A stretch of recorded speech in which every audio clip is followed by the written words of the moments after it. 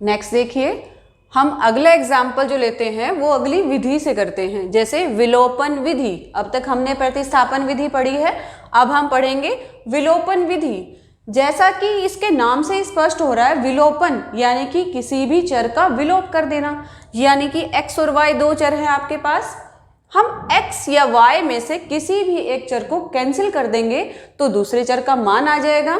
देखिए कैसे कैंसिल करना है आपको। सबसे पहले तो आपको ये देखना है कि जो भी आपको समीकरण दे रखे हैं, समीकरण 1 और ये समीकरण 2, देखिए हमारे पास एग्जाम्पल है x प्लस वाई बराबर 5, 2x minus 3y is equal to 4। आपके पास दो जो है समीकरण दे रखे हैं। आपको ये देखना है, चाहे तो आप x को कैंसिल करो या फिर y को, ये आपकी खुद की मर्जी होती है। मान लीजिए मैं यहाँ x को कैंसिल करती हूँ, तो यहाँ पर कितना लिखा हुआ है देखो बच्चों, 2x, और यहाँ पर सिर्फ 1x है। तो आपको यहाँ कैंसिल करने के लिए क्या करना पड़ेगा, 2x ही बनाना पड़ेगा। जैसे 5 में से अगर मुझे कुछ घटाना है, प्लस 5 है आपके पास, तो माइनस 5 करना पड़ेगा ना, तभी तो आंसर 0 आएगा, तभी तो वो कैंसिल होगा। यानी कि नंबर सेम होने चाहिए और उनके निशान जो है वो अलग अलग होने चाहिए, ये आपको ध्यान रखना है। देखिए हम कैसे करेंगे, इसमें 2x है मेरे पास और यहाँ है 1, तो मैं समीकरण 1 को अगर 2 से गुणा कर दूं, पूरा समीकरण 2 से गुणा हो जाएगा, यहाँ भी क्या बन जाएगा, 2x जो मुझे चाहिए।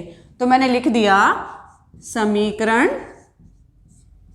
1 को 2 से गुणा करने पर,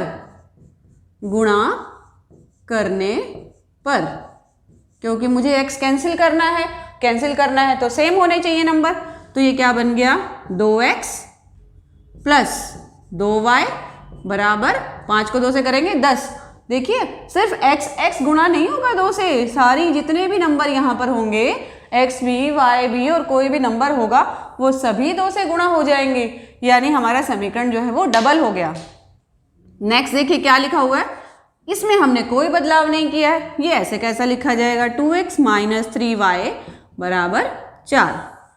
अब देखिए हमें इन दोनों को कैंसिल करना है। कैंसिल करने के लिए क्या क्या जरूरी चीजें थी, एक तो वो जिसको आपने कैंसिल करना है उन दोनों का मान समान एक जैसा होना चाहिए, एक जैसा हमने कर लिया, 2x कर लिया।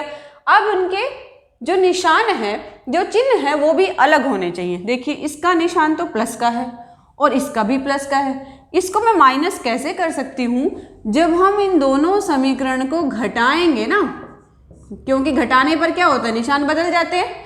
जैसे मैंने लिखा 5x plus 6 minus 6x plus 7, अगर मैं ऐसा लिख रही हूँ, यानी कि इस बहुपद में से ये बहुपद मैं माइनस कर रही हूँ, तो हम क्या करते हैं, हम जब इसको ब्रैकेट को खोलेंगे ना, 5x plus 6 minus 6 minus 7 minus 6x minus 7, हमारे निशान बदल जाते हैं, यानी घटाने पर समीकरण के निशान बदल जाएंगे। इसी प्रकार यहाँ भी हम घटाने पर लिख रहे हैं तो ऑटोमेटिकली इसके साइन, जो प्लस का होगा वो माइनस, जो माइनस का होगा वो प्लस, और जो प्लस का होगा वो माइनस हो जाएगा। अब नीचे वाला जो समीकरण है ना, उसके निशान बदल चुके हैं। 2x आपका माइनस हो चुका है, 3y अब माइनस नहीं है, अब प्लस हो चुका है, और 4 भी अब माइनस हो चुका है। अब देखिए ये तो कट गए, क्योंकि ये 2x प्लस के और ये माइनस के 2x, ये तो कैंसिल।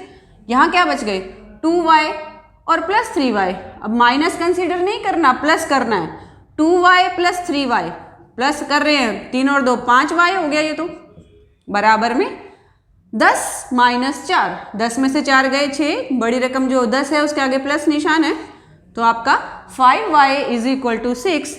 तो y का मान देखो एक ही झटके में आ गया ना, यहाँ से 6/5 कितनी आसानी से आ गया। इसीलिए तो विलोपन विधि को सबसे आसान विधि मानते हैं। y का मान आने के बाद आप क्या करेंगे, यहाँ से जो भी मान निकाले आप, चाहे तो x का निकाले y को कैंसिल करके, या फिर y का निकाल रहे हैं x को कैंसिल करके, जो भी मान आता है उसको आपकी मर्जी है, चाहे समीकरण 1 में रख दो या समीकरण 2 में रख दो, ये आपकी इच्छा पे डिपेंड करता है आप किस में रखना चाह रहे हैं। देखो मुझे पहला समीकरण थोड़ा आसान सा लग रहा है, तो मैं इसको पहले समीकरण में रख देती हूँ। y का मान समीकरण 1 में रखने पर समीकरण 1 में मान रख रहे हैं। समीकरण 1 क्या है आपके पास? x प्लस वाई बराबर 5। y का मान क्या आ गया हमारा? 6/5 बराबर 5। तो x का मान क्या आ जाएगा? 5 माइनस 6/5। इस तरह के क्वेश्चन को कैसे करते हैं बच्चों? लघुत्तम लेते हैं। 5 और 1 का लघुत्तम कितना आ गया? 5। 1 को 5 से भाग करेंगे, 5 आ जाएगा। उसी 5 को ऊपर वाले नंबर से गुणा करते हैं। 5 को 5 से गुणा करेंगे, कितना आएगा? 25 माइनस 5 को 5 से भाग करेंगे, 1 आएगा। 1 को 6 से गुणा करेंगे तो 6 ही आएगा। तो x का मान कितना आ गया? 25 में से 6 गए, 19/5। देखिए कितनी आसानी से आपके पास x का मान आ गया। y का आपने पहले ही निकाल लिया था, तो आपके पास x और y दोनों के मान आ गए। आपका समीकरण जो है वो हल हो गया। तो विलोपन विधि जो है बहुत ही आसान विधि है, अगर आप बहुत ही अच्छे से उसको कर पाते हैं तो।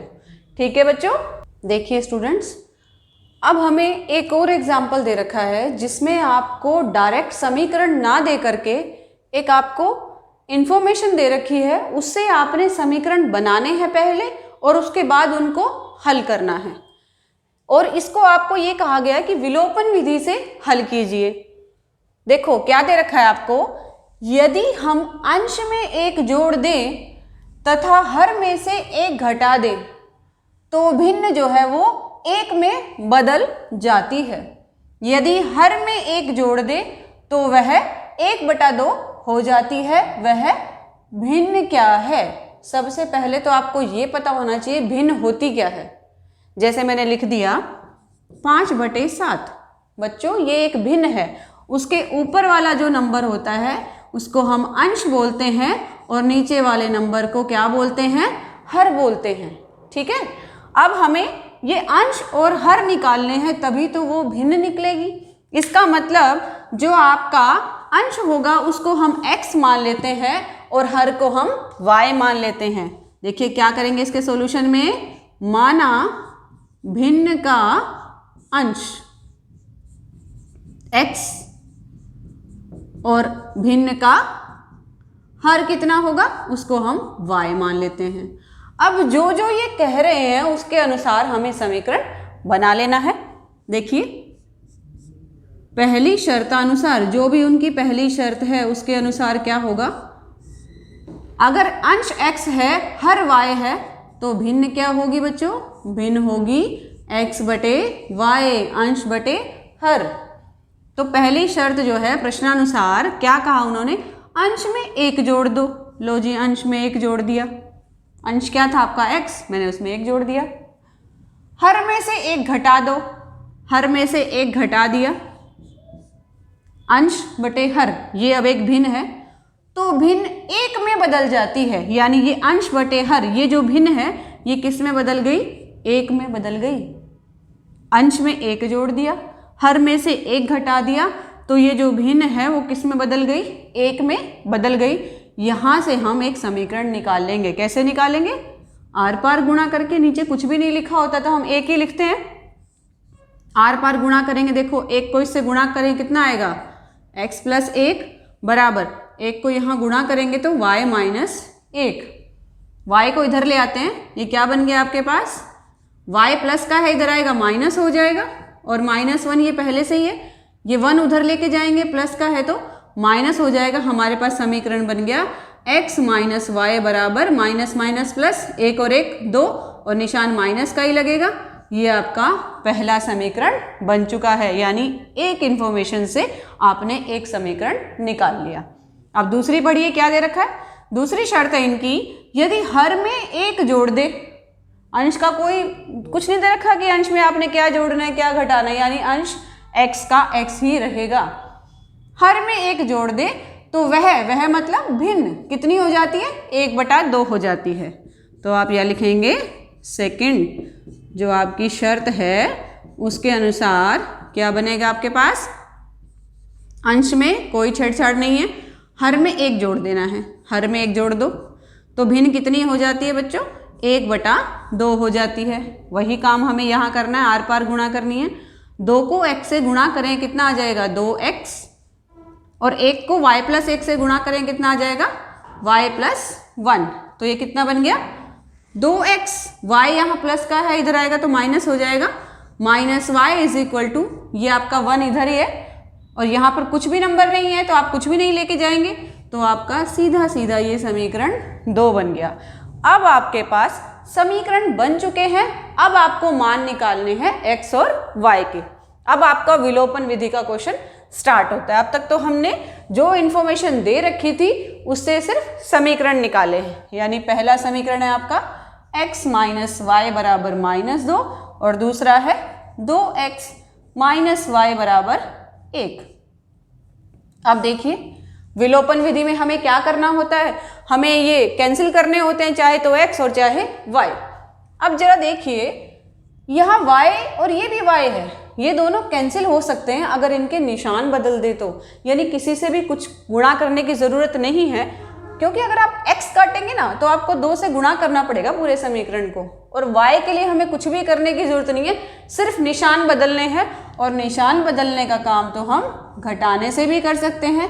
तो आप लिखेंगे दोनों समीकरणों को घटाने पर, जैसे ही घटाने पर लिखेंगे आपके निशान बदल जाएंगे, जो प्लस होगा वो माइनस और जो माइनस होगा वो प्लस हो जाएगा। ये देखिए y कैंसिल हो गया, ये x और ये माइनस के 2x, यानी माइनस होगा, 2x में से x गए, x बच गया और बड़ी रकम के निशान क्या है माइनस है। ऐसे ही यहाँ पर -2 और -1, माइनस माइनस प्लस, 2 और 1 3 और बड़ी रकम का निशान कितना है माइनस। तो यहाँ से आपके पास x का मान कितना आ गया बच्चों 3 आ गया। अब हमें क्या करना होता है विलोपन विधि में, x का मान निकालने के बाद किसी भी समीकरण में आप x का मान रख दीजिए, y का मान आ जाएगा।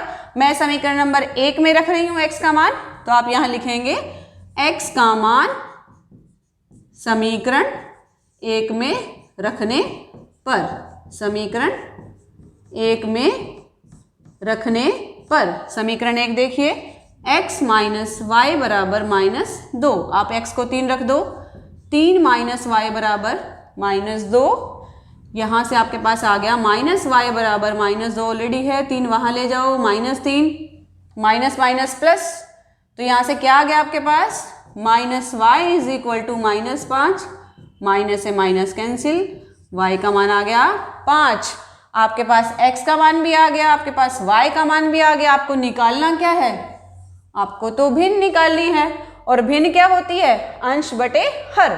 तो अंश कितना आया आपके पास 3 और हर कितना आया 5, तो आपका आंसर कितना आ गया 3/5, ये आपका आंसर बन गया।